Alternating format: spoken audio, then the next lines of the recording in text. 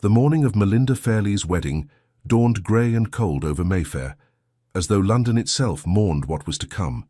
She stood before the gilt mirror in her bedchamber at Fairley House, her lady's maid fastening the endless row of pearl buttons down her spine. The wedding gown was exquisite, ivory silk embroidered with silver thread, the finest her father's considerable fortune could procure. It had been designed to make her a triumphant bride, a marchioness's daughter ascending to the pinnacle of society as a duchess. Instead, Melinda felt like a lamb being dressed for slaughter.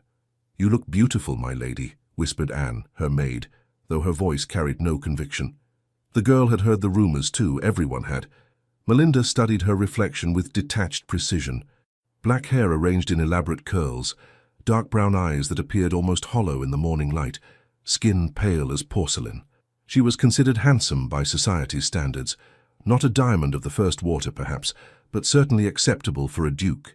Even a duke whom society whispered about in scandalized tones. The Beast of Stormholt. The nickname had followed Cassian Redwyke, Duke of Stormholt, for years.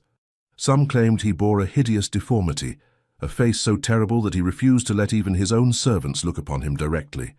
Others whispered darker things, that he had been cursed, that madness ran in his bloodline, that his first wife had died under mysterious circumstances. Though Melinda knew this last to be false, the Duke had never married. Until today. "Melinda?" Her mother's voice preceded her entrance into the chamber. The Marchioness of Fairley swept in, resplendent in burgundy silk, her expression a careful mask of maternal satisfaction. "It is time." "Yes, mother." Melinda's voice emerged steady, which surprised her. Inside, she felt as though she were fracturing into 1,000 pieces. The Marchioness approached, adjusting an imaginary flaw in Melinda's veil with hands that trembled slightly. For a moment, just a moment, something human flickered in her mother's eyes. Regret, perhaps, or pity. "You understand the importance of this match," her mother said quietly. "Your father's debts—" "I understand perfectly." Melinda cut her off, unable to bear hearing the justification again. She had heard it a dozen times since the betrothal was announced 6 weeks ago. The Marquis of Fairley had gambled away most of the family fortune. Creditors were circling like wolves. The Duke of Stormholt had offered an obscene amount of money for a bride, enough to save Fairley House, pay every debt and restore the family's standing. All it required was that Melinda marry a monster. "He may not be as terrible as they say," her mother offered weakly. Melinda said nothing. They both knew it was a lie told to ease conscience, not reality. The carriage ride to St. George's Church in Hanover Square passed in a blur. Her father sat across from her, avoiding her gaze, his florid face sheened with perspiration despite the morning chill. The Marquis had aged a decade in the past year, his dissipation written in the broken veins across his nose and the tremor in his hands. This was the man who had sold her to save himself. The church loomed before them, its Portland stone facade as cold and imposing as a mausoleum. The fashionable wedding guests would be few, Melinda knew. The Duke of Stormholt did not inspire the sort of celebratory attendance that other ducal weddings commanded.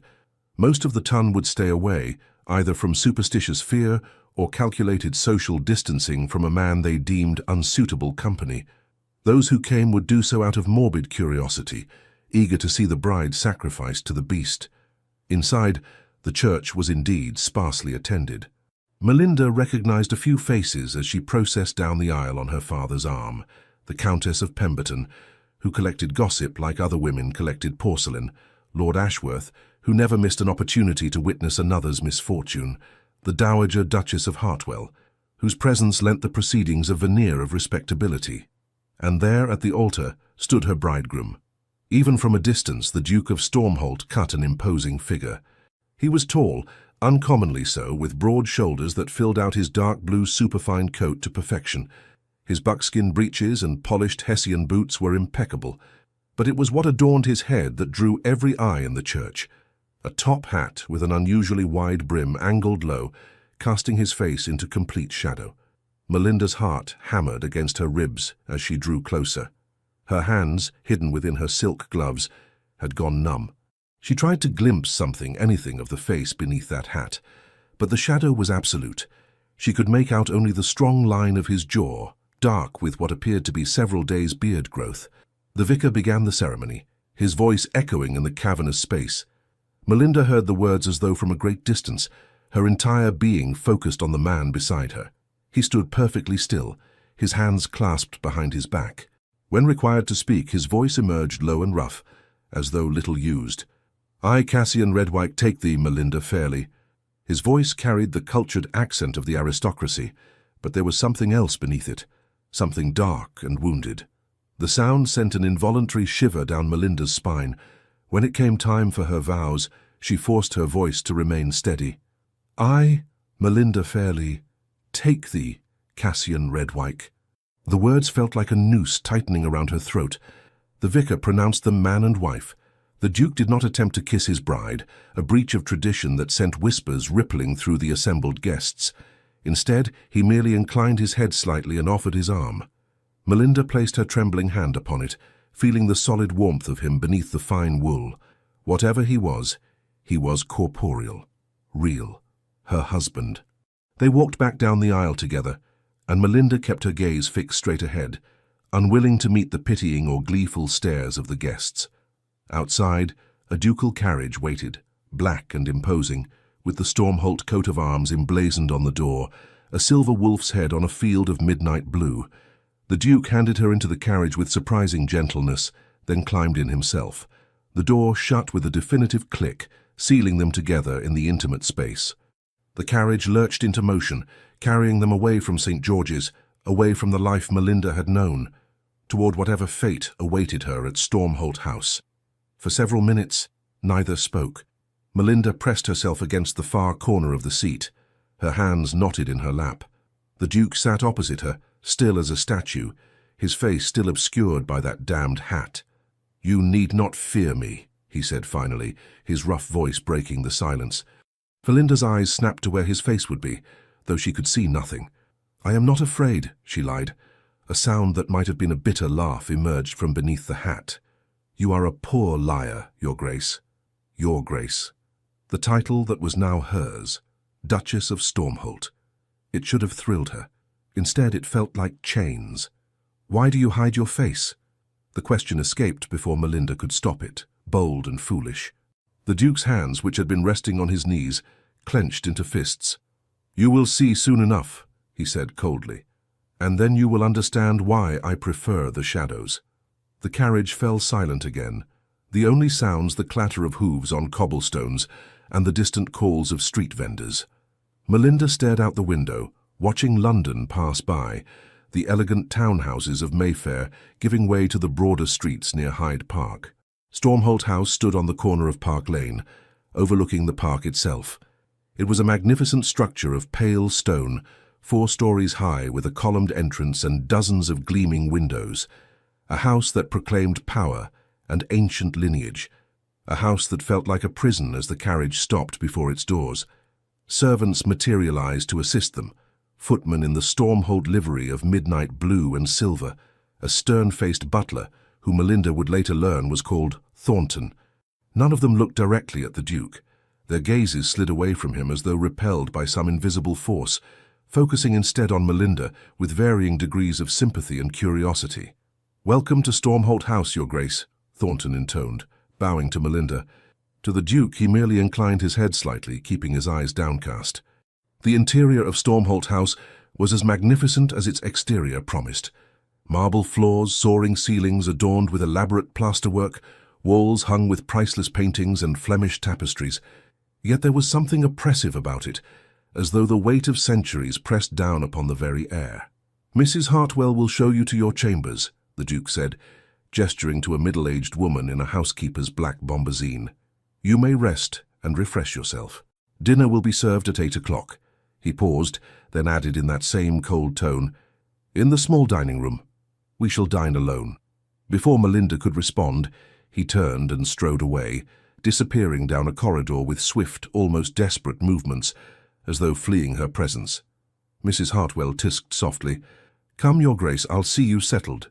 The Duchess's apartments were on the 2nd floor, connected to the Duke's chambers by a shared dressing room, a common enough arrangement in aristocratic marriages. The rooms were beautifully appointed with furniture in the latest Egyptian style, walls papered in soft green silk, and a four-poster bed hung with curtains of ivory damask. His Grace ordered everything refurbished when the betrothal was announced, Mrs. Hartwell said, running an approving hand over the writing desk. Wanted everything perfect for you, he did. Melinda walked to the window which overlooked the park. In the fading afternoon light, she could see couples strolling along the paths, enjoying the mild weather. A world away from her, though separated by mere glass and stone. Mrs. Hartwell, she said quietly, not turning from the window, why does the Duke hide his face? The housekeeper was silent for so long that Melinda turned to look at her. The older woman's expression was troubled, torn between loyalty and compassion. It's not my place to say, Your Grace, she finally answered, but I will tell you this. His Grace is the finest man I've ever served. Whatever you've heard about him in London, it's naught but cruel gossip from cruel people who don't understand him. Is he disfigured? Melinda pressed. Mrs. Hartwell met her eyes directly. No, Your Grace, he is not. The simple declaration hung in the air between them, raising more questions than it answered. If the Duke bore no disfigurement, why the elaborate charade? Why the hat pulled low, the averted gazes, the self-imposed isolation? Then why— That is for His Grace to explain if he chooses. Mrs. Hartwell's tone left no room for further inquiry. Now, let me help you out of that gown. You'll want to rest before dinner. Melinda allowed herself to be undressed and put to bed like a child, though she knew sleep would be impossible. She lay beneath the fine linens, staring at the canopy above her, and wondered what the evening would bring, wondered when she would finally see the face of the man she had married, wondered if Mrs. Hartwell was telling the truth, or offering kind lies to ease her mistress's fear. The clock on the mantel chimed 8 as Melinda descended the stairs, dressed now in a dinner gown of deep blue silk that her maid had unpacked from her trunks. Her hair had been redressed in a simpler style, and her heart hammered so violently she feared it might bruise her ribs. A footman led her through the maze of corridors to the small dining room, which proved to be small only by ducal standards. It could easily seat 20, but tonight only 2 places had been set, one at the head of the table, one to its right. The Duke was already there, standing by the fireplace. He still wore the hat. Your Grace, Melinda said, curtsying. The formal address felt absurd, given they were now husband and wife, but she didn't know what else to say. Please, sit. He gestured to the chair. His movements were graceful, despite his size, controlled and precise. They sat, and servants appeared with the first course, a delicate soup fragrant with herbs. The Duke did not remove his hat, even to eat. Melinda watched in fascination as he maneuvered the spoon beneath the wide brim, managing the feat with practiced ease. How long had he been living this way? The house is beautiful, Melinda offered, attempting conversation. It has been in my family for 6 generations. His response was clipped, discouraging further pleasantries. They ate in oppressive silence. Melinda had no appetite, pushing the excellent food around her plate while her mind raced. This was to be her life, dining in silence with a man who wouldn't show his face, in a house that felt more like a mausoleum than a home. When the servants cleared the final course, the Duke stood abruptly. It is time, he said. Melinda's blood turned to ice. Time for what? For you to see what you have married. His voice was harsh, bitter. You might as well know the worst of it now. He strode from the dining room, and after a moment of paralyzed hesitation, Melinda followed. He led her through the corridors to another wing of the house, finally stopping before a set of double doors. He pushed them open, revealing a library, a magnificent space lined floor to ceiling with books, lit by dozens of candles that cast dancing shadows across the walls. The Duke walked to the center of the room and turned to face her. His hands, she noticed, were shaking. Close the door, he commanded. Melinda did as ordered, her own hands trembling. They were alone now, truly alone for the first time. Whatever was about to happen, there would be no witnesses. The Duke reached up and removed his hat. Melinda gasped, not in horror but in shock. The face revealed was not monstrous. It was not disfigured or diseased or bearing any mark of divine curse. It was, in fact, the most devastatingly handsome face she had ever beheld. Dark brown eyes, intense and pain-filled, stared at her from beneath strongly marked eyebrows. His hair was longer than the current fashion, touching his collar, as dark as her own. His features were sculpted in strong masculine lines, a straight nose, high cheekbones, a square jaw shadowed with dark stubble. A small scar marked his left eyebrow, but it only added character to a face that would have made classical sculptors weep with envy. "This is what I am," he said, his voice rough with something that sounded like anguish. "This is why they call me Beast."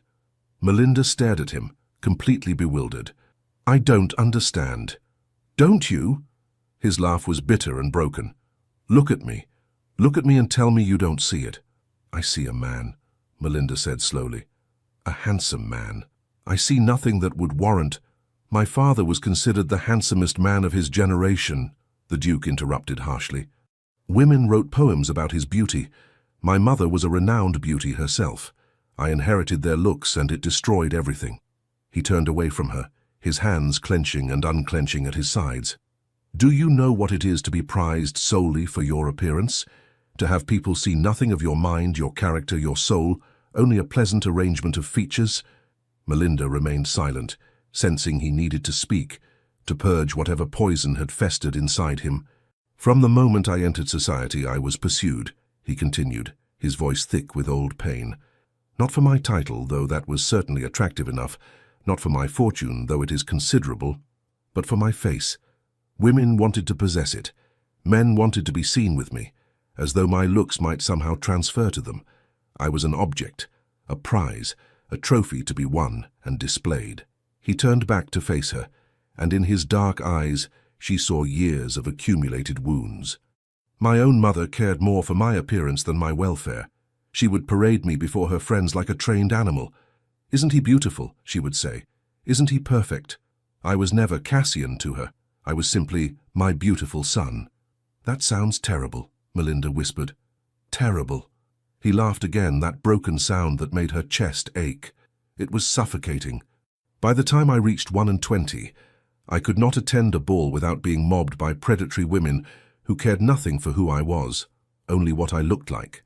I had suitors, men seeking my sister's hand, who spent more time staring at me than at her. My father's business associates tried to use friendship with me to advance their own social standing." He moved to the window, staring out into the darkness. "And then there was Charlotte." "Charlotte?" "Lady Charlotte Ashford. We were betrothed when I was 23. I thought—" He paused, his shoulders tensing. "I thought she was different. She spoke to me of books, of ideas. She seemed to see beyond the surface. I loved her." Melinda waited, sensing the darkness to come. "On our wedding day, 3 hours before the ceremony, I overheard her speaking with her sister." His voice had gone flat, emotionless. She was boasting about how she would be the envy of every woman in London, married to the most beautiful man in England. Her sister asked if she loved me. Charlotte laughed and said, "Love? Who cares about love when you can wake every morning to a face like a fallen angel?" "Heavens," Melinda breathed. "I called off the wedding," the Duke said. "The scandal was enormous. Charlotte's family threatened to sue for breach of contract. I paid them off handsomely and retreated here. I stopped going to society functions. I started wearing the hat. And when I did venture out, I spread my own rumors, let them think me deformed, cursed, monstrous, better to be feared as a beast than desired as a beautiful object." He finally turned back to face her, and in his eyes was a terrible vulnerability. "And now you know the truth, Your Grace. You married me expecting a monster, and found instead this. A man so pathetically wounded by his own vanity that he hides from the world like a coward." Melinda crossed the room slowly, her mind reeling with everything he had revealed. She stopped before him, close enough to see the flecks of gold in his dark eyes, close enough to smell the subtle scent of sandalwood that clung to him. "You're not a coward," she said firmly. "And it wasn't vanity. It was self-preservation." He flinched as though she had struck him. "You don't understand." "I understand perfectly." She surprised herself with the fierceness in her voice. "You were treated as an object your entire life, used and discarded based solely on your appearance. What Charlotte did was cruel and unforgivable. You had every right to protect yourself." "By hiding?" His voice was raw. "By letting the world call me beast." "By choosing how you wished to be seen," Melinda corrected.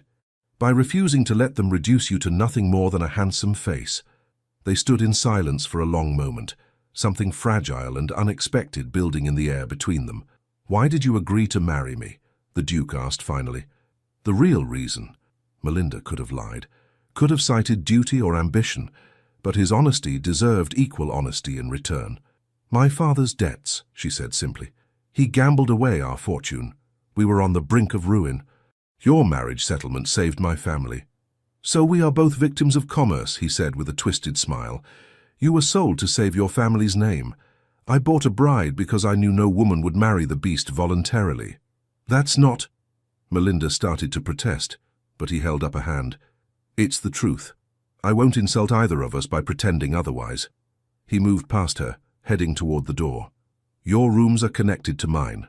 I will not force my company upon you. You are my Duchess and will want for nothing, but I will not burden you with expectations of affection." "Wait." Melinda's voice stopped him at the doorway. "You said I was your Duchess." "You are. Then I have a request."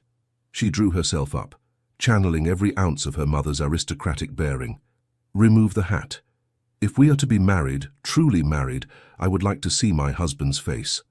The Duke stared at her for a long moment, something like hope flickering in his dark eyes.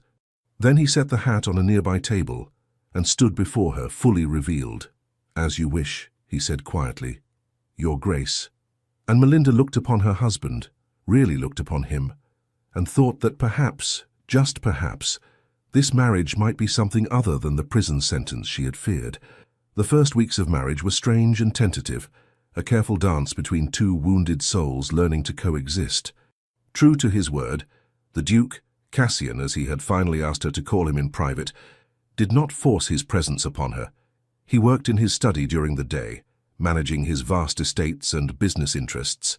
They dined together each evening in the small dining room, conversations gradually becoming less stilted as they discovered common interests in literature and music, and he no longer wore the hat, at least not inside Stormholt House. When he did venture out, which was rarely, he would don the wide-brimmed hat and resume his beast persona. Melinda found this both tragic and infuriating, but she said nothing. She was learning that Cassian's wounds ran deeper than she had initially understood, and they would not heal quickly or easily. What surprised her most was how gentle he was. He would hold doors for her, ensure her favorite tea was always stocked, and ask about her comfort with genuine concern. The servants adored him, she noticed. They might not look him in the eye, but they moved with efficiency, born of respect, not fear. The physical aspect of their marriage, however, remained untouched. They had been married nearly a month, and Cassian had never so much as kissed her. Their bedrooms remained separate, the connecting dressing room a neutral territory that neither violated. Melinda told herself she was relieved. She had entered this marriage expecting nothing of affection or passion. The fact that Cassian was kind and left her in peace should have been enough. So why did she find herself listening for his footsteps at night? Why did her eyes linger on the strong lines of his face during dinner? Why did her pulse quicken when their hands accidentally touched? She was falling in love with the beast of Stormholt, and the realization terrified her. It was 6 weeks into their marriage when everything changed. Melinda had spent the afternoon in the conservatory, reading one of Cassian's botanical texts. He had an impressive collection of rare plants and had seemed pleased when she expressed interest. She was so engrossed that she didn't notice the time until a footman appeared to inform her that dinner would be delayed. His Grace had been detained. Curious and slightly concerned, Melinda made her way toward Cassian's study.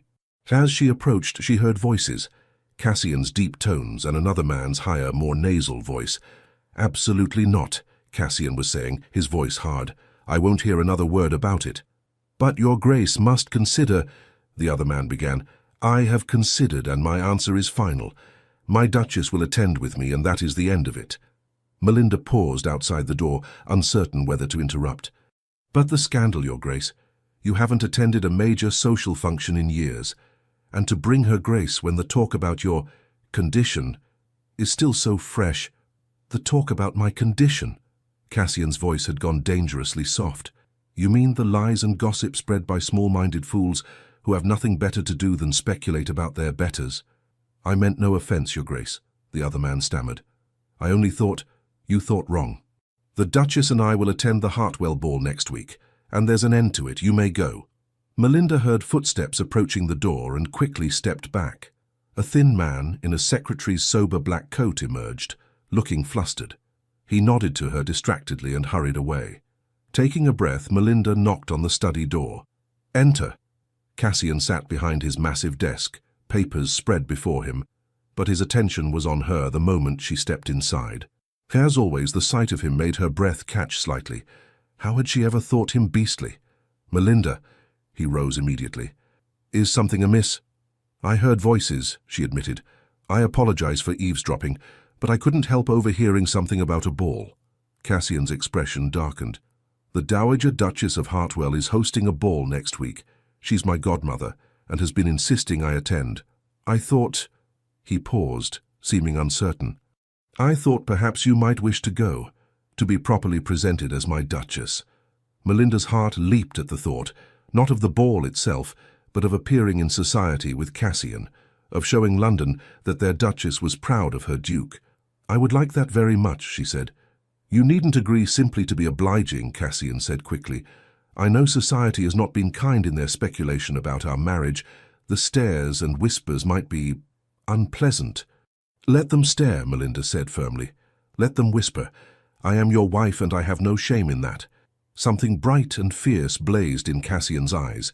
He crossed the room in 3 strides and took her hands in his, the first time he had voluntarily touched her beyond the most formal courtesies.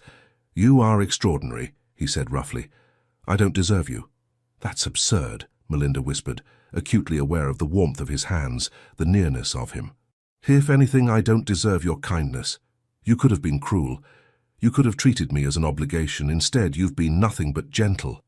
"Melinda," his voice was strained, his eyes searching hers. "I need to tell you something." "What?" "I'm falling in love with you." The confession seemed torn from him. "I tried not to. I swore I wouldn't burden you with expectations. But every day watching you move through my home, seeing your kindness to the servants, listening to your clever observations about the books you read, I'm losing the battle." Melinda's heart hammered so hard she thought it might shatter her ribs. "That's not a burden," she whispered, "isn't it? You married me out of necessity. You deserve more than a husband who hides from the world, who carries wounds he cannot seem to heal." "Then let me help you heal them," Melinda said, squeezing his hands. "Cassian, I'm falling in love with you too. I think I have been since that first night, when you trusted me enough to remove the hat, when you showed me your true face." For a long moment, Cassian simply stared at her, as though unable to believe what he was hearing. Then, with a sound that was half groan, half laugh, he pulled her into his arms. "Melinda," he breathed against her hair, "my Duchess, my salvation." She tilted her face up to his, and finally, he kissed her. It was not a gentle kiss. It was fierce and hungry, the kiss of a man who had denied himself too long.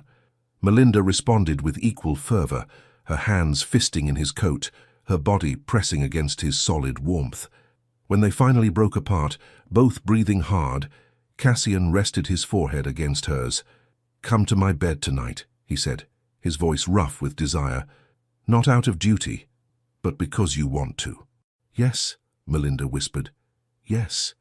That night marked the true beginning of their marriage.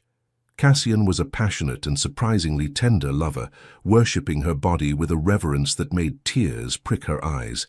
He whispered her name like a prayer, his hands and mouth learning every inch of her, until she was trembling and gasping beneath him. And afterwards, as they lay tangled in his sheets, he held her close and whispered secrets into the darkness. About his childhood, about the crushing weight of expectations, about the loneliness that had defined most of his adult life. Melinda listened and shared her own stories, about growing up in a house where appearance mattered more than substance, where her father's gambling had cast an ever-present shadow, where she had learned to make herself small and agreeable to avoid conflict. "We were both prisoners," Cassian murmured, pressing a kiss to her temple. "Both trapped by circumstances we didn't create. But we're free now," Melinda replied. "Together we're free." In the days that followed, Melinda saw a transformation in her husband. He smiled more readily. He laughed at her teasing remarks. He took her on long walks through Hyde Park, still wearing the hat, but with less of the desperate need to hide. And at night, They came together in passion and tenderness, learning each other's bodies and hearts with equal dedication. The night of the Hartwell ball arrived with startling speed. Melinda dressed in her finest gown, pale gold silk that made her dark hair and eyes dramatic by contrast.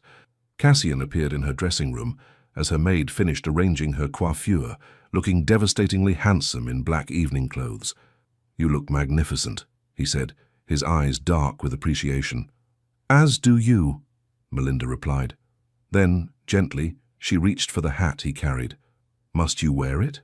Cassian's jaw tightened. "The Tun expects the beast. If I appear without it—" "If you appear without it, they'll see what I see," Melinda interrupted. "A handsome, intelligent, worthy duke, my husband. They'll gossip. They'll gossip regardless. But if we face them together, without shame or fear, we take away their power." She cupped his face in her hands. "You've been hiding for so long, Cassian.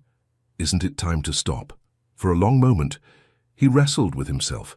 Then, slowly, he set the hat aside. "Very well," he said quietly. "For you, I'll try."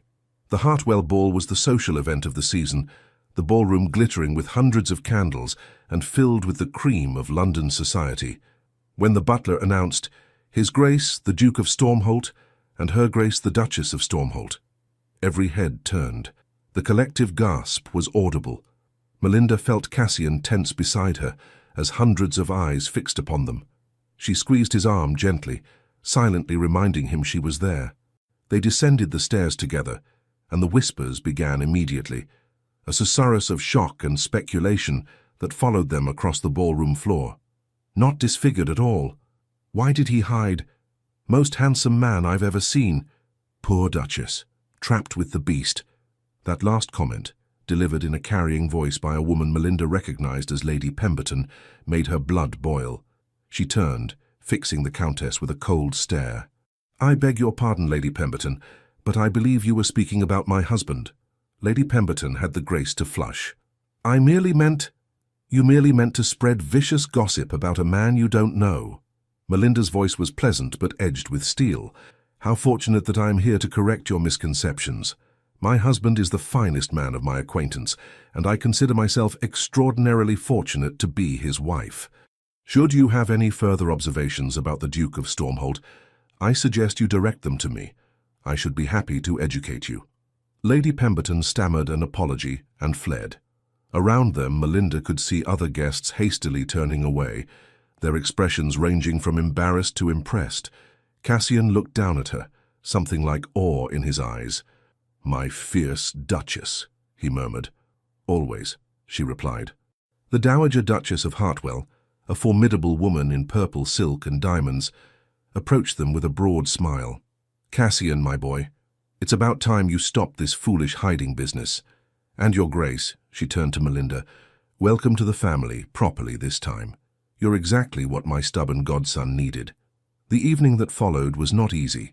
There were stares and whispers, and several bold young ladies attempted to engage Cassian's attention with uncomfortable directness. But Melinda remained at his side, a steady presence, and gradually she felt him relax. They danced together, a waltz that left Melinda breathless and dizzy. In Cassian's arms, moving across the floor, she felt as though they were the only two people in the world. "Thank you," Cassian whispered as the music swelled, "for believing in me, for seeing past the fear." "Thank you for letting me in," Melinda replied, "for trusting me with your heart." It was nearly midnight when the trouble began.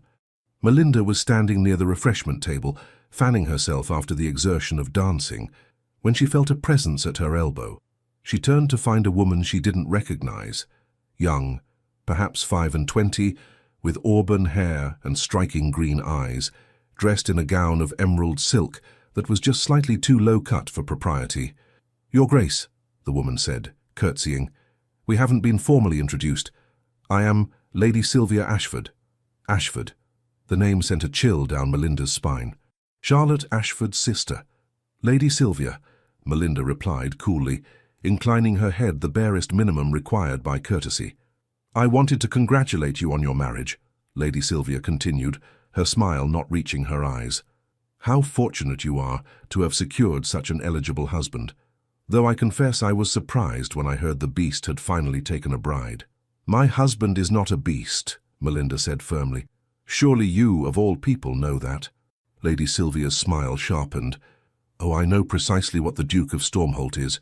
My sister knew as well. Such a pity things ended as they did between them.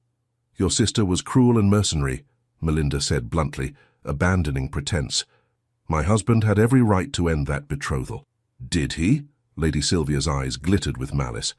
Or was it simply that Charlotte saw through his facade, that she recognized his peculiarities for what they were? I don't know what you're implying, but I'm implying nothing, Your Grace. I'm simply warning you. Lady Sylvia leaned closer, lowering her voice to a confidential purr. You seem like a sensible woman.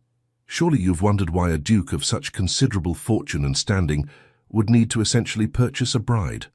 Why he hides from society. There are reasons, you know, dark reasons, that have nothing to do with vanity or wounded pride. Melinda's heart hammered, but she kept her expression neutral. You're speaking nonsense. Am I? Then tell me, Your Grace, has your husband explained why his previous betrothal ended mere hours before the wedding? Has he told you what Charlotte discovered about him that made her flee in terror? Charlotte didn't flee. Cassian ended the engagement. Is that what he told you? Lady Sylvia laughed softly. How sweet. How naive. She straightened, her expression hardening. Mark my words, Your Grace. You've married a man with secrets, dark secrets, and when you discover the truth, as you inevitably will, you'll understand why society calls him beast. With that parting shot, Lady Sylvia melted back into the crowd, leaving Melinda shaking with anger and, she hated to admit, a small seed of doubt. She found Cassian near the card room, speaking with Lord Hartwell. The moment he saw her face, he excused himself and came to her side. What's wrong? He demanded, his hand going to her elbow. Nothing, Melinda lied. Then, seeing the concern in his eyes, she relented. I encountered Lady Sylvia Ashford. Cassian's expression went cold. What did she say to you? She tried to imply that there's some dark truth about you that I should be afraid of. Melinda gripped his arm. Cassian, what happened with Charlotte? The real story. Cassian's jaw worked. This is not the place for this conversation. Then let's leave. Melinda could see the strain in his face, the old wounds reopening. Please, I need to understand. They made their excuses to the Dowager Duchess and departed, the carriage ride home tense and silent. Once inside Stormholt House, Cassian led Melinda to the library, the same room where he had first revealed his face. Charlotte didn't discover anything, he said without preamble, pouring himself a brandy with shaking hands. There was no dark revelation, no terrible secret. The truth is exactly what I told you. I overheard her boasting about marrying me for my looks, and I ended the betrothal. Then why would Lady Sylvia suggest— Because the Ashfords have been spreading lies for years, Cassian interrupted harshly. They were humiliated by the broken engagement. I paid them a considerable settlement, but money couldn't restore their damaged pride. So they began whispering that I had been the one rejected, that Charlotte had discovered something so terrible she couldn't possibly marry me. That's monstrous. It's the ton. Cassian drank deeply. Reputation is everything, and truth is negotiable. By the time I realized what they were saying, it was too late. The rumors had taken root. I decided it was easier to let them believe I was a beast than to fight an unwinnable battle for my reputation. Melinda crossed to him, taking the glass from his hand and setting it aside. I believe you, she said firmly. Completely and without question. How can you be so certain? There was anguish in his voice. You barely know me. I know what matters. She cupped his face, forcing him to meet her eyes. I know you're kind to your servants. I know you're generous to your tenants. I know you read botanical texts and play the pianoforte when you think no one is listening. I know the way you make love to me, as though I'm precious and irreplaceable. That's the truth of who you are, Cassian, not the lies told by bitter, cruel people.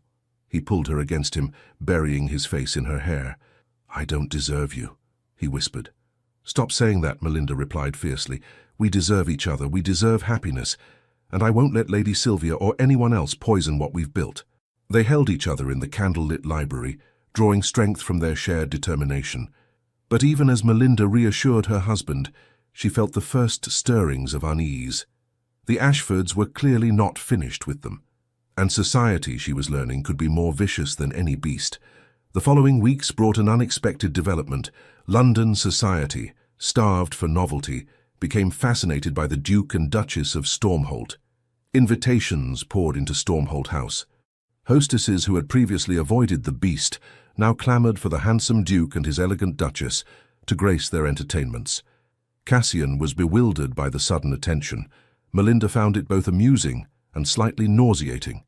"They're like vultures," she observed one morning over breakfast, sorting through another stack of gilt-edged cards. "2 months ago, they whispered about you as though you were Bluebeard himself.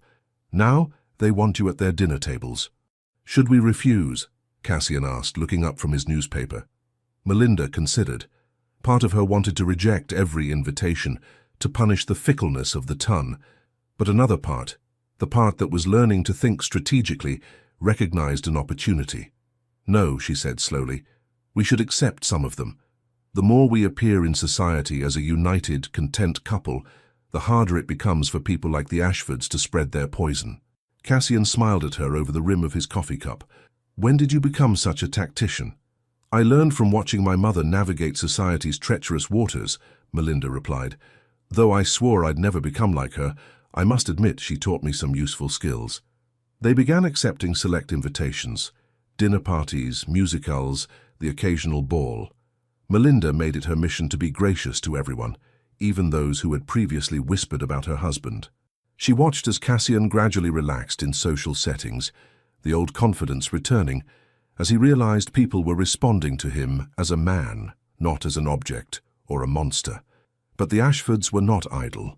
Lady Sylvia Ashford seemed to appear everywhere Melinda went.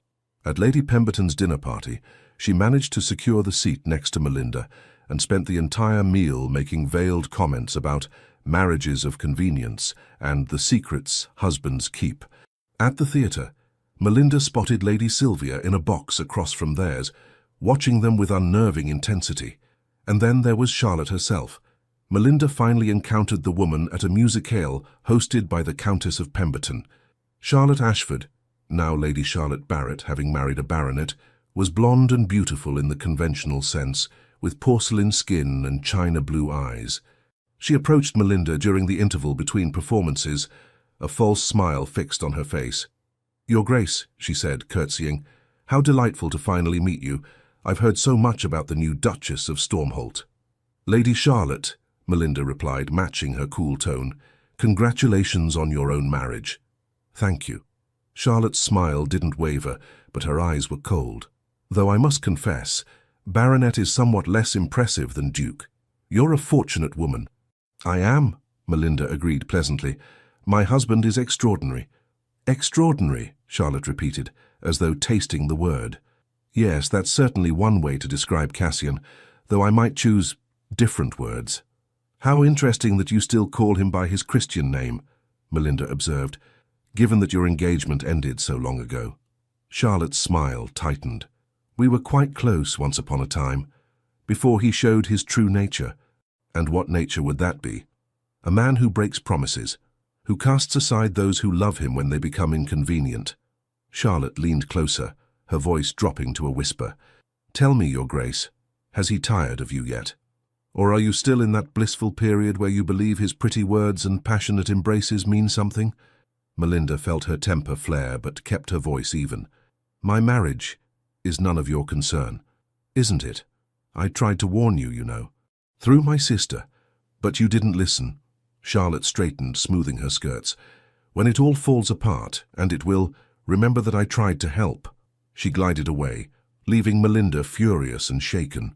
When Cassian found her a few minutes later, he took one look at her face and knew something had happened. "Charlotte," he guessed, "how did you know?" "Because you look the way I feel whenever I see her." He guided her to a relatively quiet corner. "What did she say?" Melinda related the conversation, watching Cassian's expression grow progressively darker. "This has to stop," he said when she finished. "They can whisper about me all they like, but I won't have them attacking you." "I can handle Charlotte and her sister," Melinda assured him. "They're bitter women trying to salvage their pride." "It's more than that." Cassian glanced around, ensuring no one was in earshot. "There's something I haven't told you. About why Charlotte's family hates me so much." "What?" After I broke the engagement, Charlotte's father, Lord Ashford, came to see me. He demanded I marry Charlotte anyway, said the family's reputation would be ruined otherwise. When I refused, he threatened to spread rumors about me. I thought he was bluffing. Cassian's jaw tightened. I was wrong. He spent the past 6 years systematically poisoning London society against me. But why? What does he gain? Revenge. I humiliated his daughter. He wants me to suffer for it. Cassian took her hands. And now you're caught in the crossfire. I'm sorry, Melinda. I should have told you all of this before we married. Would it have changed anything? Melinda asked.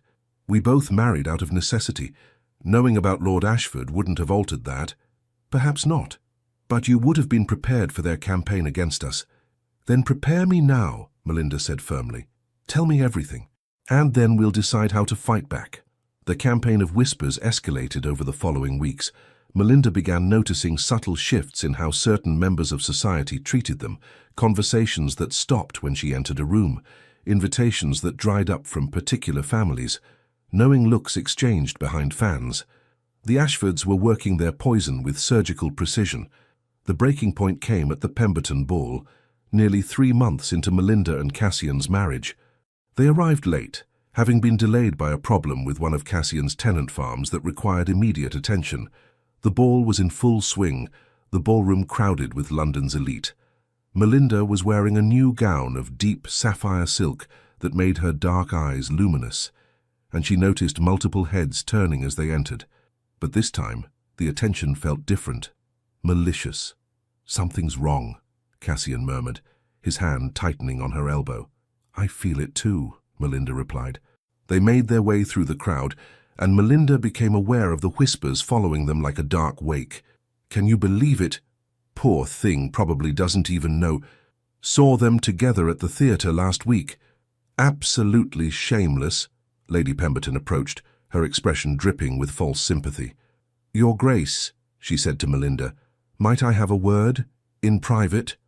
Every instinct screamed at Melinda to refuse, but she couldn't show fear. Of course. Lady Pemberton led her to a small withdrawing room off the ballroom. Several other ladies were already there, including, Melinda's heart sank, Lady Sylvia Ashford and Charlotte. We felt you should know, Lady Pemberton began without preamble, that there's been some disturbing talk. What sort of talk? Melinda kept her voice steady. About the Duke of Stormholt and Lady Amelia Thornwood. Lady Pemberton's eyes gleamed with malicious pleasure. They were seen together at the theatre last week, in her private box, alone for quite some time. Melinda's blood ran cold, but she forced herself to show nothing. I see. Lady Amelia is well known for her, shall we say, flexibility in matters of fidelity, Charlotte added helpfully. And the Duke, well, everyone knows how beautiful he is, how susceptible he's always been to female attention. We thought you should know, Lady Sylvia said, her voice dripping false concern. Before the rumours spread further, a wife should be aware of her husband's indiscretions. Melinda looked at each of them in turn, these women who had gathered like carrion crows to pick apart her marriage. She thought of Cassian, of his gentleness and passion, of the way he looked at her as though she were precious beyond measure, and she knew with absolute certainty that it was a lie. How kind of you to concern yourselves with my marriage, Melinda said pleasantly. However, I'm afraid you've been misled. My husband was indeed at the theatre last week. We both were. He stepped into Lady Amelia's box briefly to discuss a charitable matter in which they're both involved. I was present for the entire conversation. It was a complete fabrication, but Melinda delivered it with perfect confidence. Lady Pemberton blinked. You were there? Of course. Did you think I would allow my husband to attend the theatre without me? Melinda smiled sweetly. How curious that whoever reported this to you failed to mention my presence. One might almost think they were deliberately trying to cause trouble. She let her gaze linger meaningfully on Charlotte and Lady Sylvia, who had both paled slightly. Now, if you'll excuse me, I should return to my husband. He'll wonder where I've gone. Melinda moved toward the door, then paused. And ladies, in future, if you have concerns about my marriage, I suggest you bring them directly to me. I don't appreciate my husband's name being slandered in withdrawing rooms by gossips with too much time and too little integrity. She swept out before anyone could respond, her heart hammering, but her head held high. Cassian was waiting just outside the ballroom, his expression dark with concern. "What happened?" "We're leaving," Melinda said quietly. "Now." She explained in the carriage on the way home, watching Cassian's face grow progressively more furious. "Lady Amelia Thornwood," he exploded when she finished. "I've never exchanged more than basic pleasantries with the woman, and I certainly haven't been alone with her in a theatre box." "I know," Melinda said calmly. "It's an obvious lie, but that's not the point." "Then what is the point?" "The point is that the Ashfords are trying to destroy us. They're spreading lies designed to poison society against you and drive a wedge between us. And unless we find a way to stop them, they'll succeed." Cassian slumped against the carriage seat, running his hands through his hair. "I'm sorry," he said raggedly. "I brought this into your life. My past, my mistakes." "Stop." Melinda moved to sit beside him, taking his face in her hands. "Your past is not your fault. Charlotte's bitterness is not your fault. The Ashfords' vendetta is not your fault. You broke an engagement to a woman who didn't love you. That's not a crime. It is in society's eyes. Then society's eyes are blind." She kissed him, fierce and claiming. "You're my husband, I love you, and I will not let those vipers destroy what we've built." Cassian pulled her close, burying his face in her hair.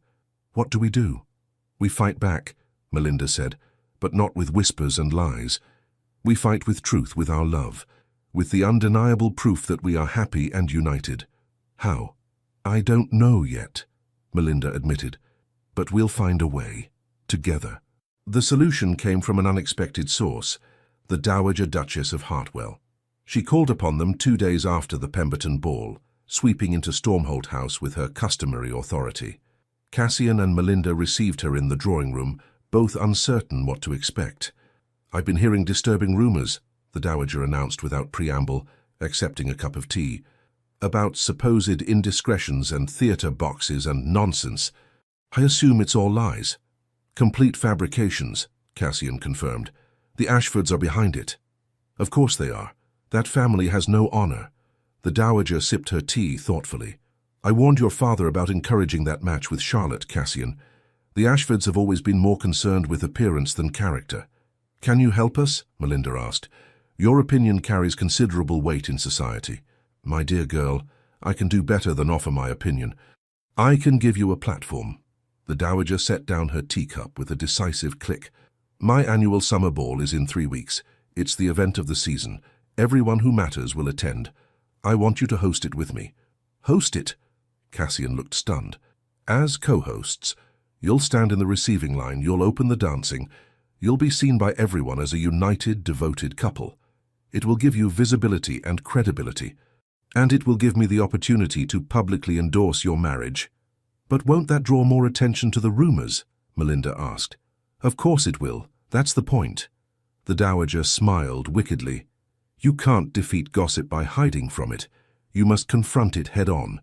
Show society that the Duke and Duchess of Stormholt are happy, devoted, and utterly unaffected by malicious lies. Force the Ashfords to either produce proof of their claims, which they cannot, or be revealed as the liars they are." Melinda and Cassian exchanged glances. It was a risk, but the Dowager was right. They couldn't keep defending themselves against whispers and innuendo. They needed to take control of the narrative. "We'll do it," Cassian said. "Thank you, Godmother." "Don't thank me yet. You'll have 3 weeks of absolute scrutiny. Every gesture, every glance between you will be analyzed. The Ashfords will be watching for any crack they can exploit." The Dowager stood, preparing to leave. "But if you can weather this storm, you'll come through stronger. The ton respects strength and unity. Show them you have both." After she left, Melinda turned to Cassian. 3 weeks, she said.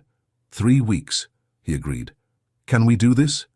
"We can do anything," Melinda said firmly, "as long as we're together." The 3 weeks that followed were among the most challenging of Melinda's life. She and Cassian appeared everywhere together, dinners, musicales, even a Venetian breakfast that Melinda found tedious beyond words. They danced together, conversed together, and presented a united front to a society hungry for scandal. And through it all, they felt the Ashfords watching. Lady Sylvia was a constant presence, always nearby with a barbed comment or insinuating question. Charlotte appeared less frequently, but made her presence felt when she did, often engaging Cassian in conversation that grew uncomfortably personal. "She's trying to make you jealous," Cassian observed after one particularly tense encounter at a garden party. "She wants you to doubt me." "I know," Melinda replied, "and I won't give her the satisfaction." But in private, in the quiet hours of night when she lay in Cassian's arms, Melinda felt the strain. Not doubt in her husband, never that, but weariness from the constant performance, the endless vigilance required to navigate society's treacherous waters. "Sometimes I think we should just leave London," Cassian murmured one night, stroking her hair. "Retreat to one of the country estates. Let society gossip themselves hoarse." "We can't run," Melinda said, though the idea was tempting. "That's what they want, to drive us away, to prove that we're ashamed or that the rumors are true." "I hate seeing you so tired," Cassian said, "so worn down by their cruelty." "I'm not worn down," Melinda insisted, rising on her elbow to look at him. "I'm angry, and anger gives me strength." He smiled at that, tucking a strand of dark hair behind her ear. "My fierce Duchess." "Always," she promised, and sealed it with a kiss. The night of the Hartwell ball arrived with the weight of destiny. Melinda dressed in a gown of midnight blue silk, shot through with silver thread, a deliberate echo of the Stormholt colors. Her hair was dressed high, diamonds at her throat and ears, the Stormholt diamonds, centuries old and magnificent. Cassian, in black evening clothes with the silver wolf's headpin at his cravat, looked every inch the powerful duke he was. "Ready?" he asked, offering his arm. "Ready," Melinda confirmed. The Hartwell ball was being held at the Dowager's Grosvenor Square mansion, a sprawling edifice ablaze with lights. They arrived early to take their places in the receiving line alongside the Dowager. "Remember," the Dowager murmured as the first guests began arriving, "you are the Duke and Duchess of Stormholt. You are above their petty gossip. Show them nothing but grace and unity." For the next 2 hours they greeted hundreds of guests.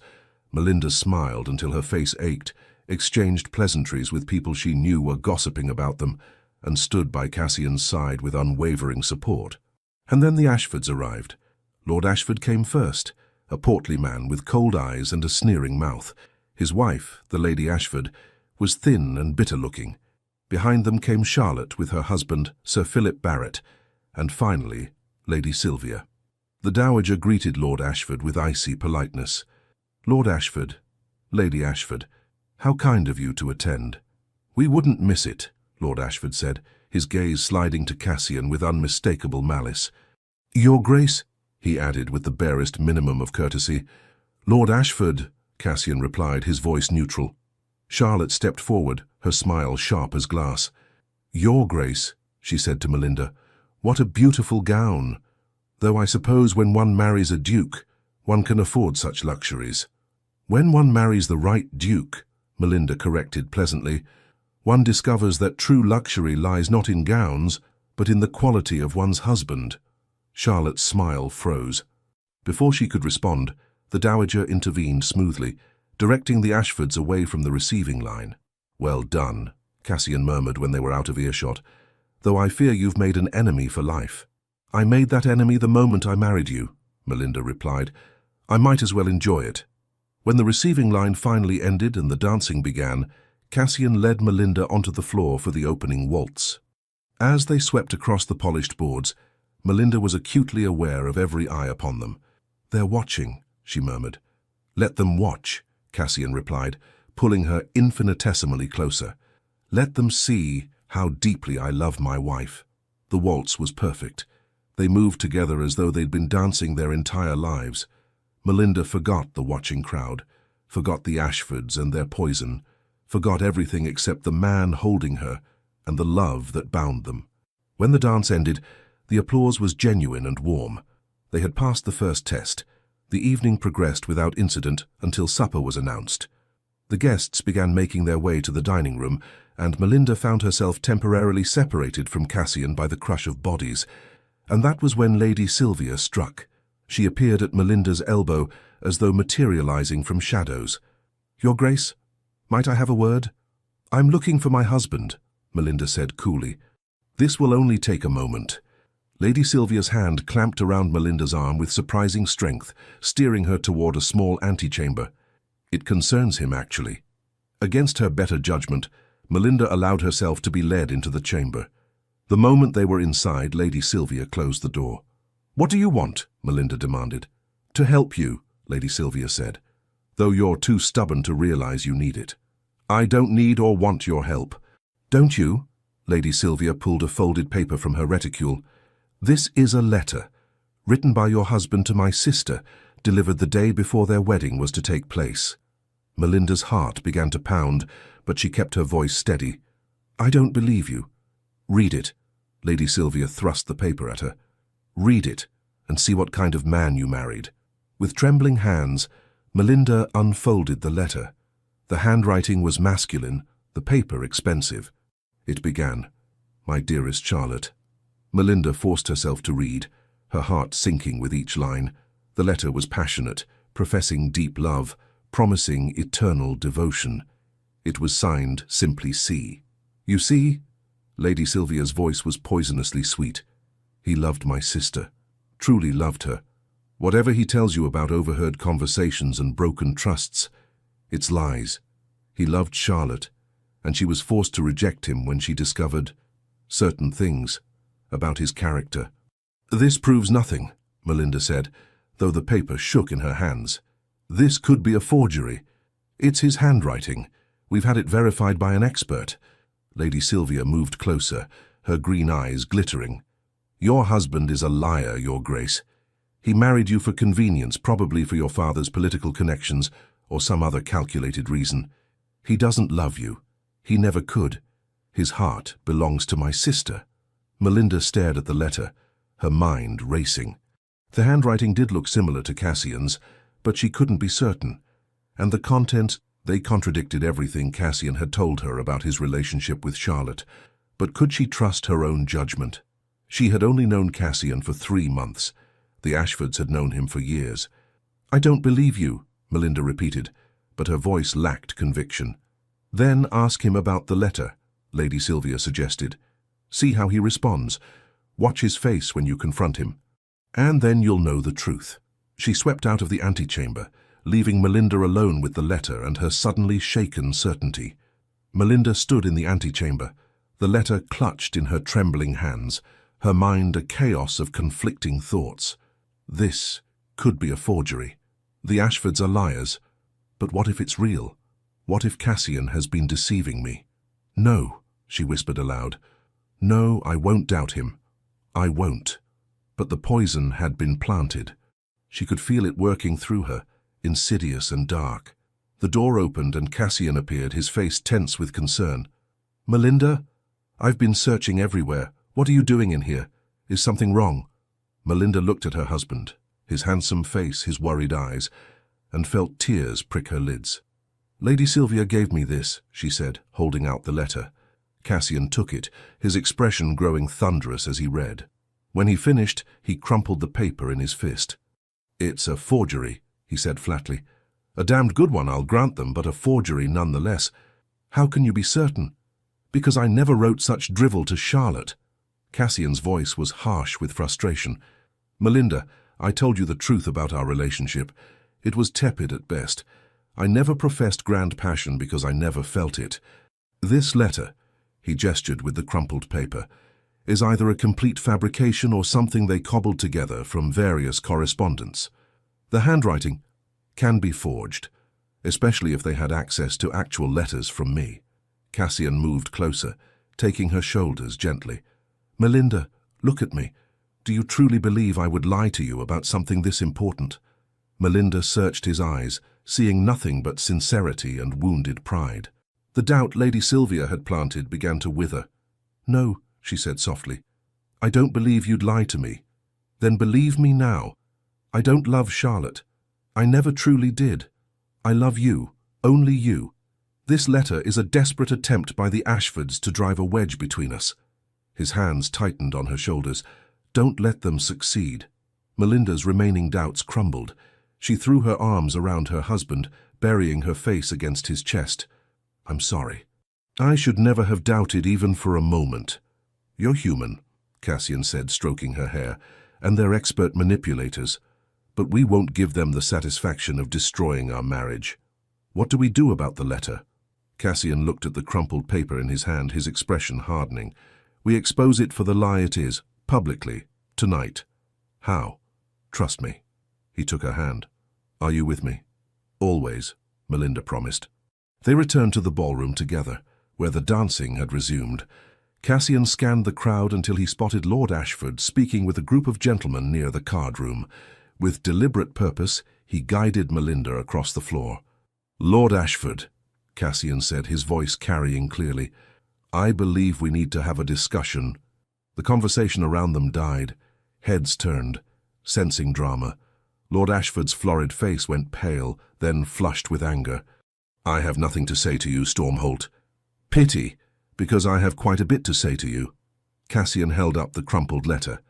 "Your daughter gave this to my wife tonight, claiming it was a letter I wrote to Charlotte, professing eternal love." Gasps rippled through the crowd. Melinda could see Charlotte and Lady Sylvia pushing through the crush of guests, their faces masks of false innocence. "Is something amiss?" The Dowager Duchess appeared, her voice cutting through the whispers. "Lord Ashford's family has been spreading malicious lies about my marriage," Cassian said clearly. "Tonight they attempted to convince my wife that I'm still in love with his daughter by presenting her with this forged letter." "It's not forged," Charlotte's voice rang out. "You wrote that letter to me. You loved me." "I never wrote this letter," Cassian said coldly, "and I challenge anyone here to prove otherwise." "Lady Pemberton," he turned to the Countess, who had moved closer. "You pride yourself on your collection of correspondence. Have you letters from me?" Lady Pemberton looked flustered, but intrigued. "I have a few, Your Grace, from when you served on the hospital charity board with me." "Then compare them to this." Cassian handed her the crumpled paper. "Compare the handwriting, the style, the phrasing. Tell this assembly whether you believe they were written by the same person." Lady Pemberton smoothed out the letter, produced her spectacles and studied it intently. The ballroom had gone silent, everyone straining to hear her verdict. "The script is similar," she said finally, "but the phrasing is wrong. His Grace writes in a clear, concise manner. This," she gestured at the letter, "is overwrought and melodramatic, quite unlike his style." "It's still his handwriting," Lady Sylvia insisted. "Perhaps because it was traced or copied," suggested Lord Hartwell, who had joined the growing circle. "It's not difficult to forge a signature or even longer passages if one has enough samples." "This is ridiculous," Lord Ashford blustered. "The Duke is obviously lying to protect his reputation." "Am I?" Cassian's voice was dangerously soft. "Then explain to me, Lord Ashford, why you've spent 6 years spreading vicious rumors about me, why you've tried to poison society against me, why your family has made it their mission to destroy my reputation, and now my marriage. You humiliated my daughter. I ended a betrothal to a woman who didn't love me. That's not humiliation, that's self-preservation." Cassian looked around at the assembled guests. Lady Charlotte Ashford, now Lady Barrett, told her sister that she viewed me solely as a handsome object to display. She cared nothing for my character, my mind, my soul, only my face. When I discovered this, I ended the engagement. "Is that truly so unforgivable?" Murmurs rippled through the crowd. Several people were nodding, their expressions thoughtful. "You lie!" Charlotte pushed her way to the front, her face flushed with rage. "I loved you. I would have been a devoted wife. Then why, when I overheard you speaking with your sister, did you laugh at the very suggestion of love?"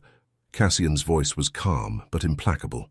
"Why did you say, and I quote, 'Who cares about love when you can wake every morning to a face like a fallen angel?'" Charlotte paled. Around them, shocked whispers multiplied.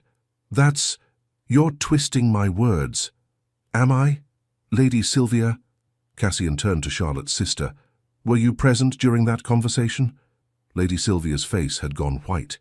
She said nothing. "I thought so." Cassian looked around at the crowd. "For 6 years I've endured whispers and speculation. I've been called beast, been accused of terrible deeds, been treated as though I'm monstrous, all because I refused to marry a woman who viewed me as property. And when I finally found happiness, when I married a woman who sees me for who I truly am, the Ashfords tried to destroy that too." He pulled Melinda close to his side. But they failed, because my wife knows my heart. She knows my character, and no forged letter, no malicious whisper can change that. The Dowager Duchess stepped forward, her voice ringing with authority. I have known Cassian Redwyke since he was in leading strings.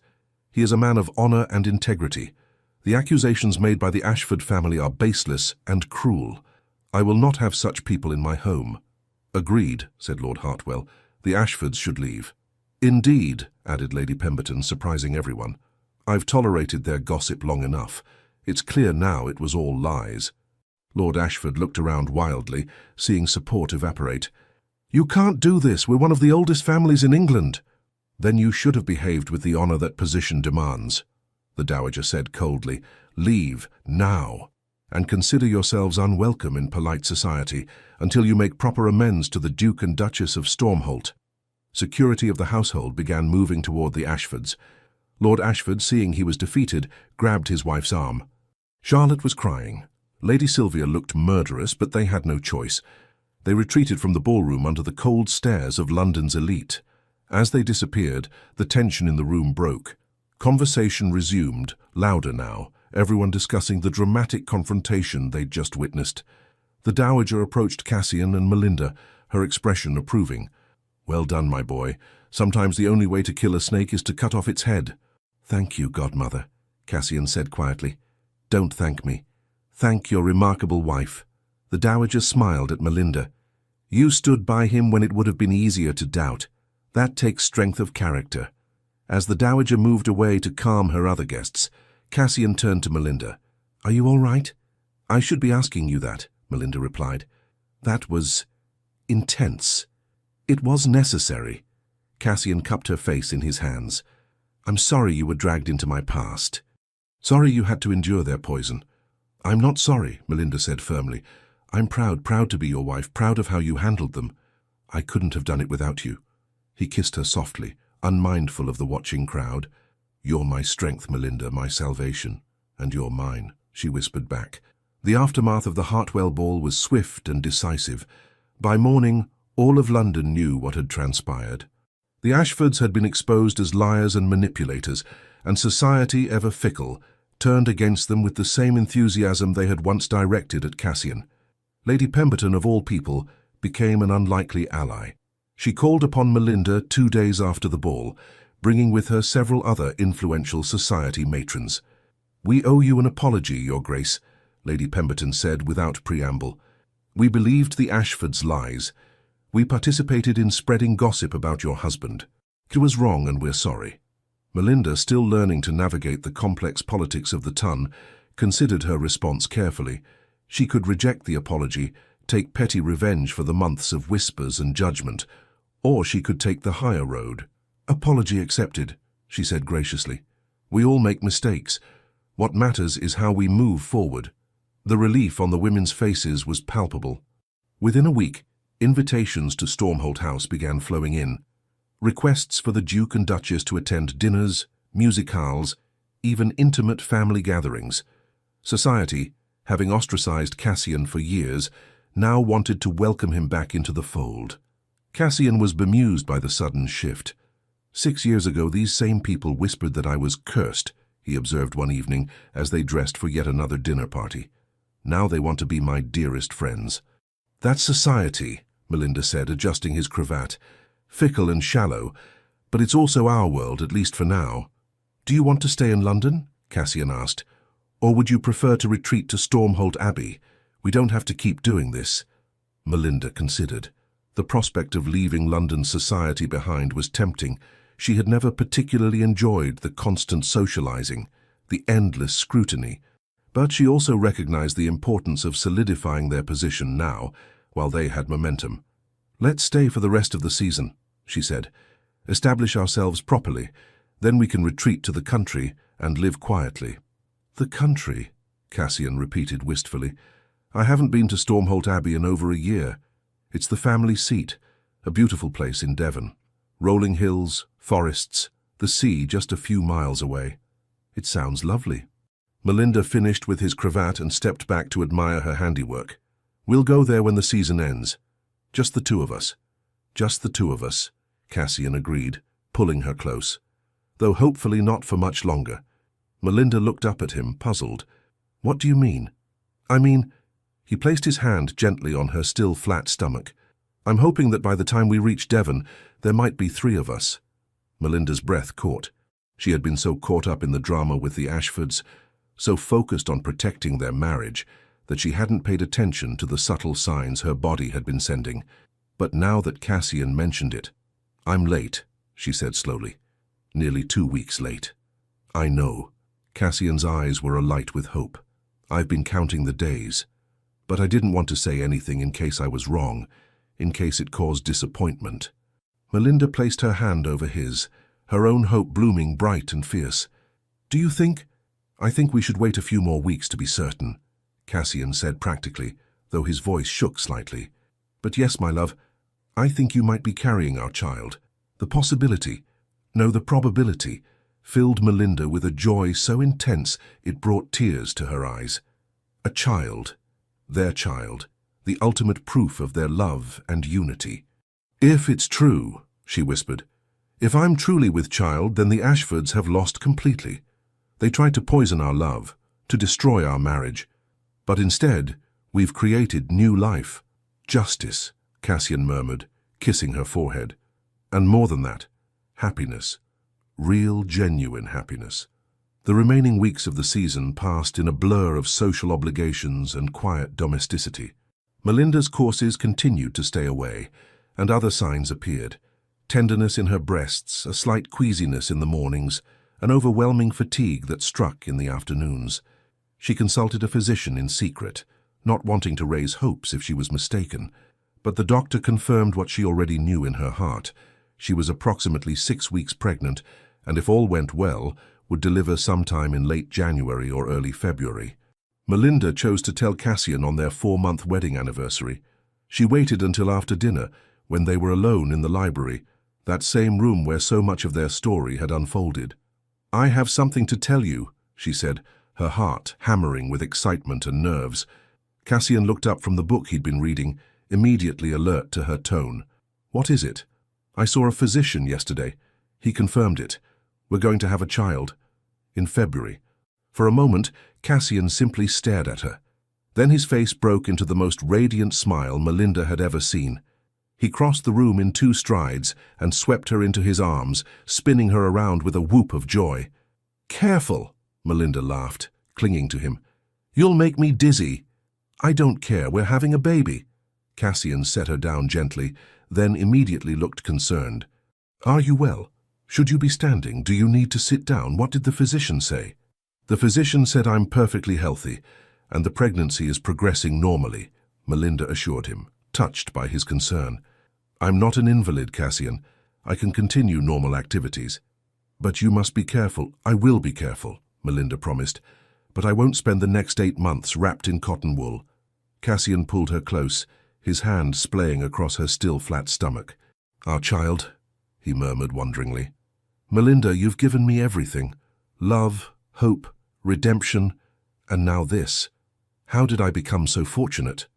We're both fortunate, Melinda replied. We found each other despite everything, despite our wounds and fears and the obstacles placed in our path. That's not fortune, that's fate.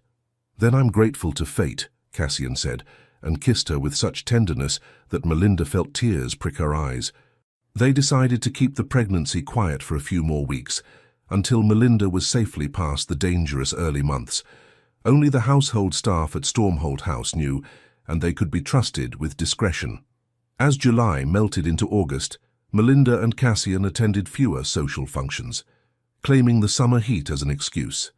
In truth, they were beginning to withdraw from London society, preparing for their retreat to Stormholt Abbey. But before they could leave, one final confrontation awaited them. The encounter happened at the theatre of all places.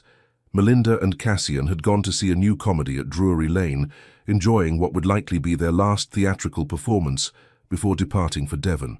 During the interval, as they strolled through the theatre's grand foyer, they came face to face with Charlotte Barrett. Charlotte was alone, her husband apparently having stepped out. She looked thinner than when Melinda had last seen her, with shadows under her eyes and a brittleness to her expression.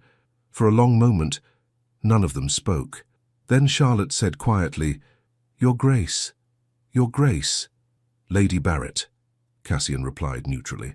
Charlotte looked at him with something that might have been regret. "I owe you both an apology," she said, "for what my family did, for my part in it."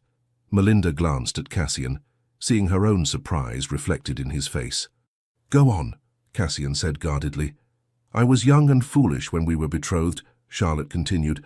"I did view you as a prize to be won. I'm ashamed of that now. You deserved better than my shallow affection." "Yes, I did," Cassian agreed bluntly, "but that doesn't excuse your family's campaign of lies." "I know, and I tried to stop them. Truly I did. But my father, he was so angry about the broken engagement, about the scandal. He wouldn't listen." Charlotte's eyes glistened with unshed tears. "He's ruined now, you know. After that night at the Hartwell ball, society turned against us. His business ventures have collapsed. Sylvia can't find a husband. No one will have her. Even my own marriage is strained because Philip is tired of being associated with my family's disgrace." "I don't feel sorry for them," Melinda said coldly. "They brought it upon themselves." "I know." Charlotte looked at her directly. "You were right to defend your husband. I wish I had possessed your courage and integrity when I had the chance." "Why are you telling us this?" Cassian asked.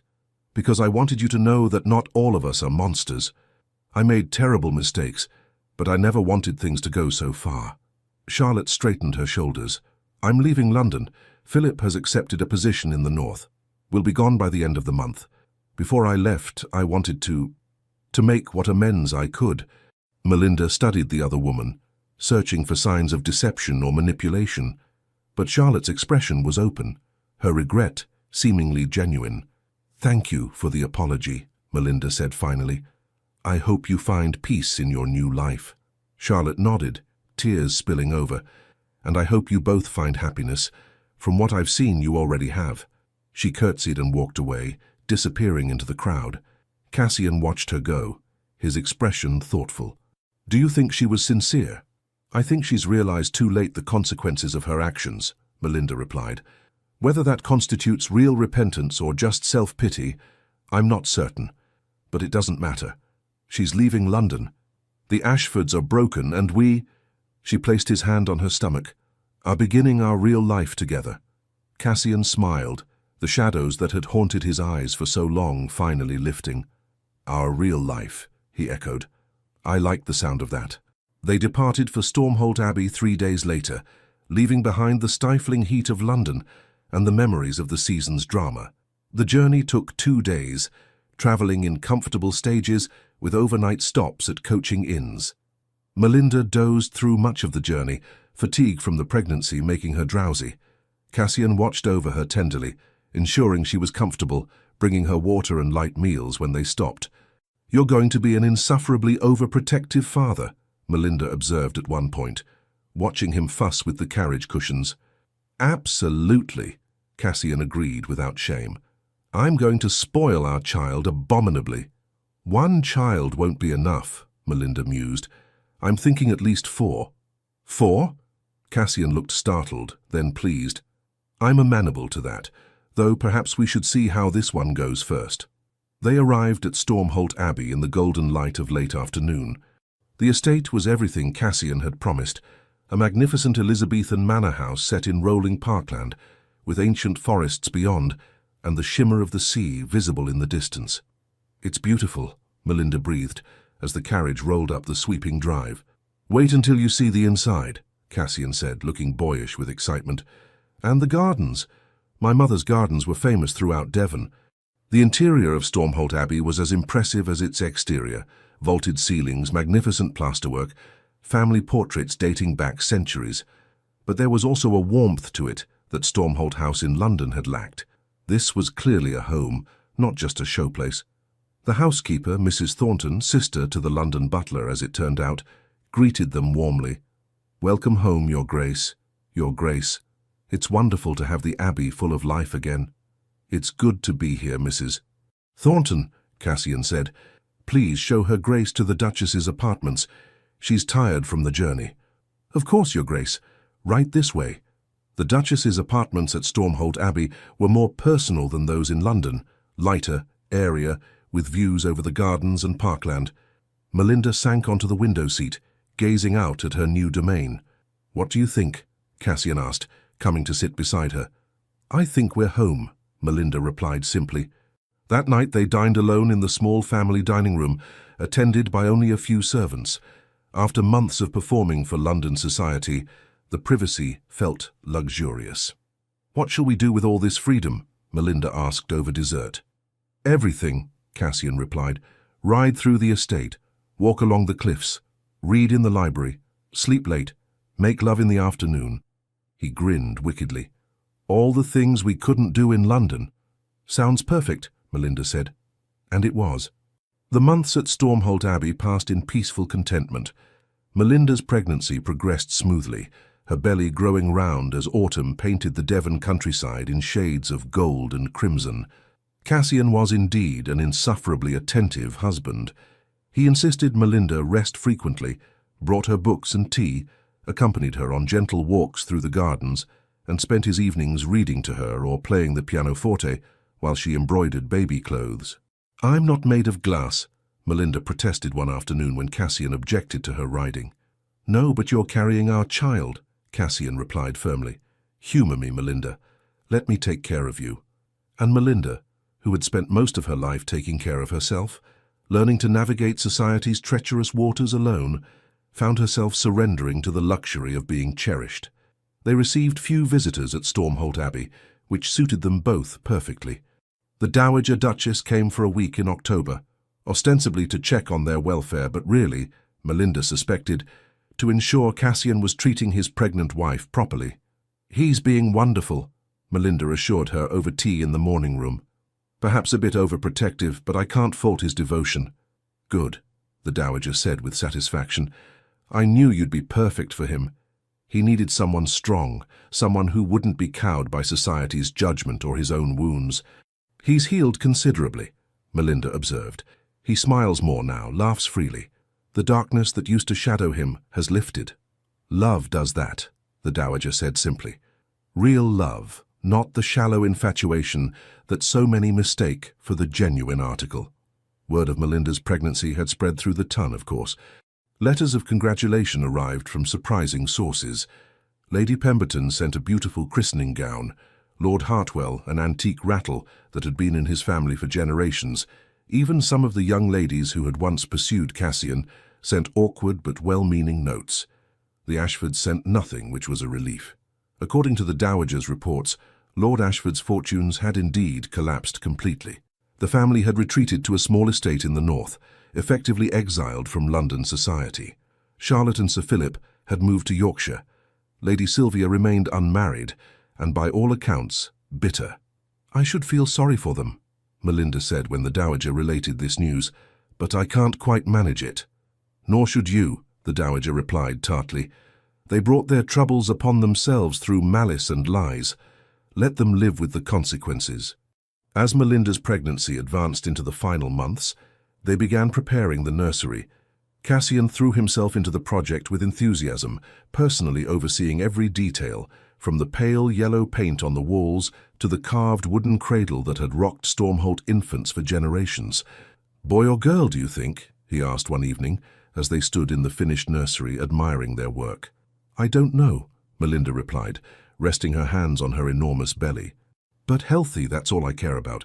"Healthy," Cassian agreed, kneeling to press a kiss to her stomach. "And loved. So very loved." Christmas came, and with it the first snow. Melinda and Cassian celebrated quietly, just the two of them, exchanging simple gifts and watching the snow fall over the parkland. "This is our last Christmas as just a couple," Cassian observed, holding Melinda close before the drawing-room fire. "Next year, there will be 3 of us." "4 of us," Melinda corrected. "Mrs. Thornton tells me you were absolute terror as a toddler, always into everything. We'll definitely need to hire a proper nurse." Cassian laughed. "I wasn't that bad.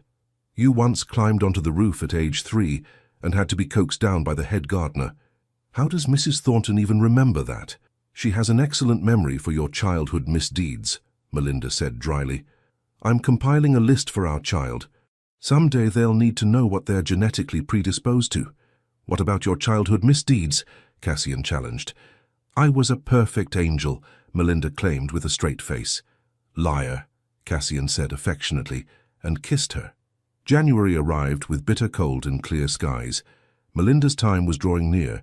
The physician estimated she would deliver within the next few weeks. A midwife from the village, Mrs. Hartley, had been engaged and was standing ready. On a cold night in late January, as a storm howled outside the Abbey's ancient walls, Melinda's labor began. It started as a dull ache in her back during dinner. By the time they retired to their chambers, the pains had intensified into regular contractions. Cassian, who had been relatively calm throughout the pregnancy, immediately panicked. "I'll send for the midwife," he said, already heading for the door. "And the physician, and Mrs. Thornton—" "Cassian," Melinda's calm voice stopped him. "The midwife has been staying in the Abbey for the past week, remember? She's in the East Wing, and my labor has only just begun. First babies take time." "How can you be so calm?" Cassian demanded, returning to her side. "You're in pain." "I'm in labor," Melinda corrected. "It's supposed to hurt. Now please fetch Mrs. Hartley and then try not to worry yourself into an early grave." The next hours were a blur of pain and effort. Mrs. Hartley proved competent and reassuring, guiding Melinda through the contractions with practiced ease. Cassian stayed by her side, despite the midwife's suggestions that he might prefer to wait elsewhere, a highly unusual choice for an aristocratic husband. "I'm not leaving," he said firmly, holding Melinda's hand. "I'm staying right here." And he did, through all the long hours of labor, wiping her forehead with cool cloths, murmuring encouragement, letting her squeeze his hand until his bones ached. He didn't flinch when she cursed him for getting her pregnant in the first place, and he didn't complain when she nearly broke his fingers during a particularly intense contraction. Dawn was breaking over the Devon hills when Melinda gave one final, tremendous push, and their child entered the world with a robust cry. "Her son, Your Grace," Mrs. Hartley announced, quickly cleaning the baby and wrapping him in soft blankets. "A healthy, perfect son." Melinda collapsed against the pillows, exhausted but euphoric. Cassian was crying, openly weeping, as Mrs. Hartley placed the tiny bundle in his arms. "A son," he whispered reverently, staring down at the red, squalling infant. "Melinda, we have a son." "Let me see him," Melinda said, reaching out. Cassian brought the baby to her, and Melinda looked upon her child for the first time. He had a shock of dark hair, slate-blue eyes that would probably turn brown like his parents', and a healthy set of lungs that he was using to voice his displeasure at being ejected from his comfortable home. "Hello, little one," Melinda murmured, touching his tiny fist. Immediately the baby's fingers curled around hers, gripping tight. "Welcome to the world." "What shall we name him?" Cassian asked, unable to tear his eyes from his son. They had discussed names throughout the pregnancy, but had never settled on anything definite. Now, looking at their child, Melinda knew exactly what his name should be. "William," she said. "William Alexander Redwyke, after your father and mine." Cassian looked up, surprise and pleasure on his face. "Are you certain? I know you weren't particularly close to your father. He may have made mistakes, but he's still my father, and despite everything, he gave me you." Melinda smiled tiredly. "William Alexander it is." "William Alexander Redwyke," Cassian repeated, testing the name. "Master William, for now, and someday, the 9th Duke of Stormholt." He leaned down to kiss Melinda's forehead. "Thank you.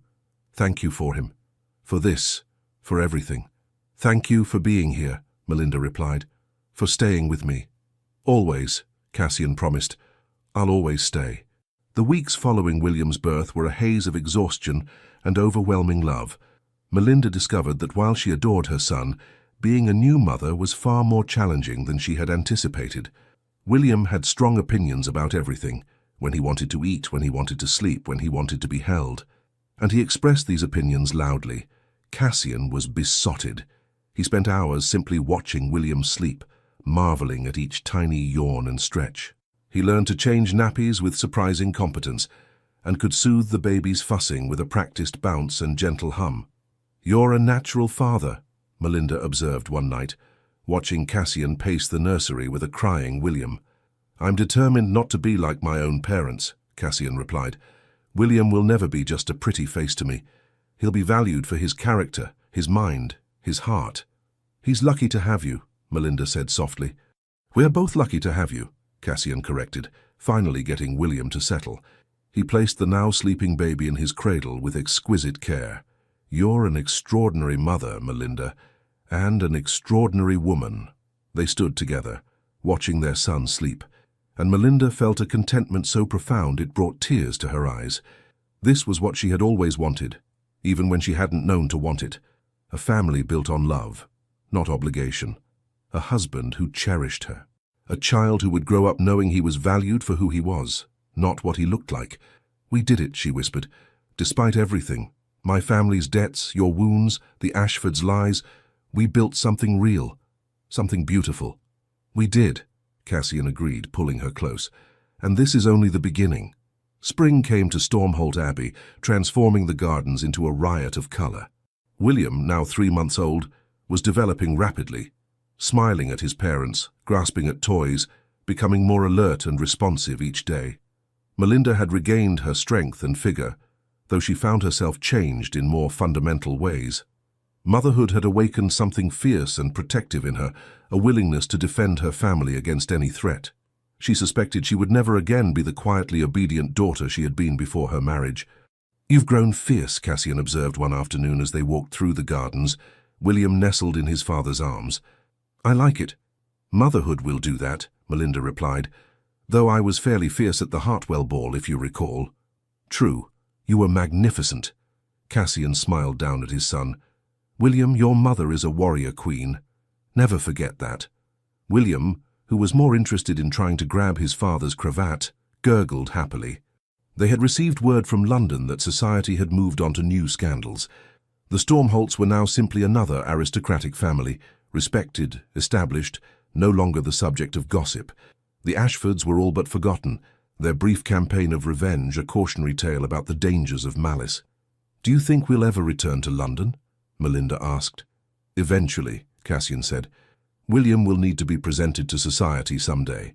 And I do have a seat in the House of Lords that I've been neglecting, but not yet, not for a good long while."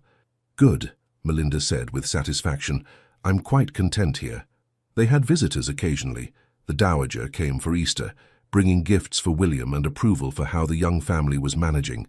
A few of Cassian's friends from his university days called, curious to meet the wife and child who had transformed the notorious beast of Stormholt into a contented family man. But mostly they were alone, building their life in peaceful isolation. One evening in late spring, after William had been put to bed and they were relaxing in the library, Cassian suddenly said, "I want to thank you." Melinda looked up from her book. "For what?" "For saving me," Cassian said simply. "For seeing past the fears and wounds. For believing in me when I couldn't believe in myself. For giving me a family, a real family built on love." "You didn't just marry me, Melinda, you redeemed me." "That's nonsense," Melinda said firmly. "You saved yourself, Cassian. You chose to stop hiding. You chose to trust me. You chose to confront the Ashfords instead of letting their lies continue. I was just there to support you." "You were there to love me," Cassian corrected, "and that made all the difference." He crossed to her, pulling her up from her chair and into his arms. "I love you, Melinda Redwyke. I loved you when you were my terrified bride. I loved you when you defended me at the Hartwell ball. I loved you when you gave birth to our son. And I'll love you until my last breath and beyond."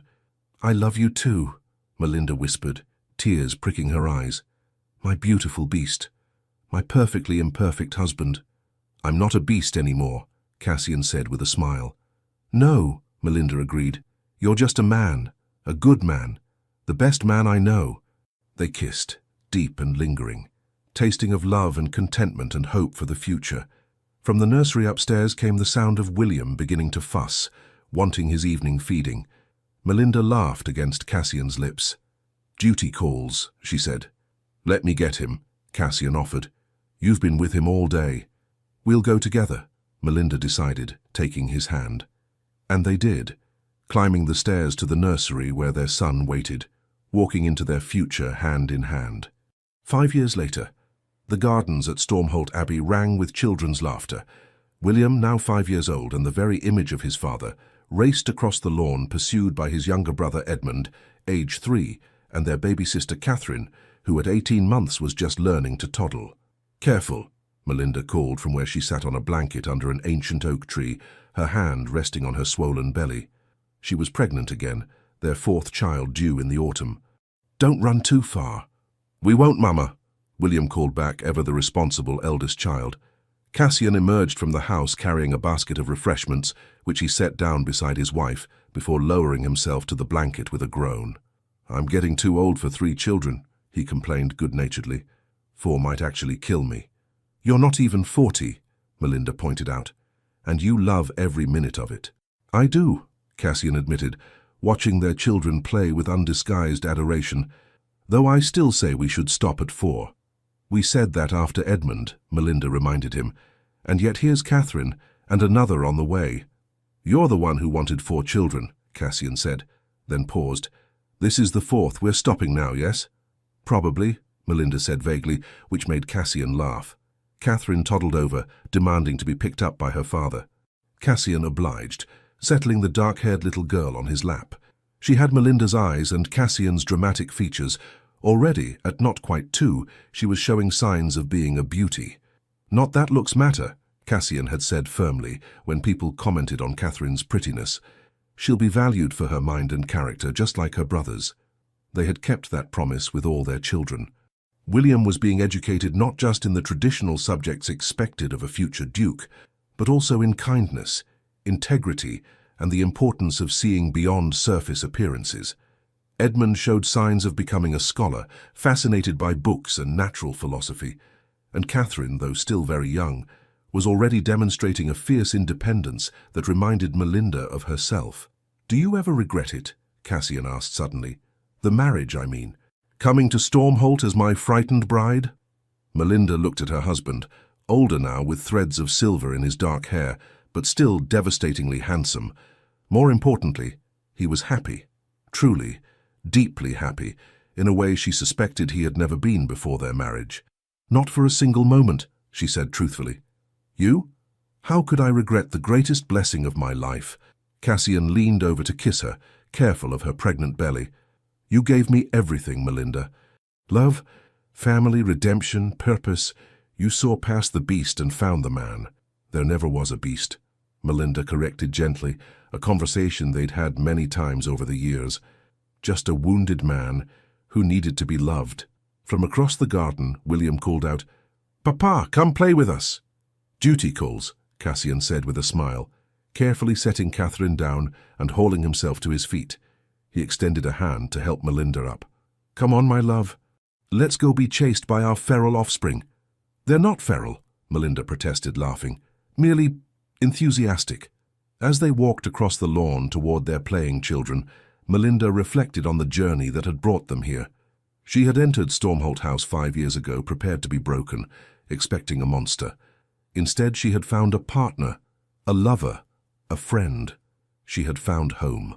The beast of Stormholt had turned out to be no beast at all, just a man who needed to be seen, truly seen, for who he really was. And in seeing him, in loving him, Melinda had found herself as well. Behind them, Stormholt Abbey stood solid and welcoming, its ancient stones warmed by the late spring sun. Inside those walls they had built a life of love and laughter, of messy dinners and louder bedtimes, of passionate nights and peaceful mornings. It wasn't a fairy tale ending. It was better. It was real. And as Cassian swept Catherine into his arms while William and Edmund demanded attention, as Melinda laughed and tried to prevent Edmund from putting a worm down his brother's shirt, she thought, This is happiness. This is what happily ever after really looks like. Not perfect, not always easy, but filled with love and built to last. The beast and his beauty, together forever, exactly as it should be." The end. Thank you so much for staying with us until the very end. We hope this story moved you as deeply as it moved us to create it. If you enjoyed this tale, please subscribe, like, comment, and share.